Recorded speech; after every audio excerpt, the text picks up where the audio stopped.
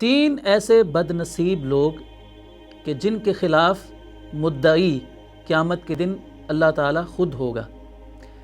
صحیح بخاری میں حدیث قدسی ہے کہ رسول اللہ صلی اللہ علیہ وسلم نے فرمایا کہ اللہ تعالیٰ کا ارشاد ہے کہ تین قسم کے لوگ ایسے ہیں کہ جن کے خلاف میں خود مدعی بنوں گا۔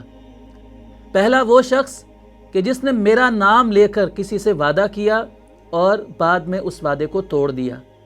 دوسرا وہ شخص کہ جس نے کسی آزاد غلام کو پکڑ کر بیچ دیا اور اس کی قیمت کھا لی۔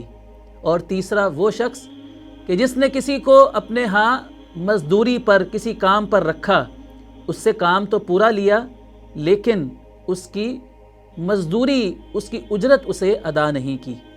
تو سوچئے کہ جس دن عدالت میں فیصلہ کرنے والا بھی اللہ ہی ہو اور جس شخص کے خلاف مدعی بھی اللہ رب العزت خود بن جائیں، تو اس شخص کو اللہ کی گرفت سے اور اللہ کی پکڑ سے کون شخص بچا سکتا ہے؟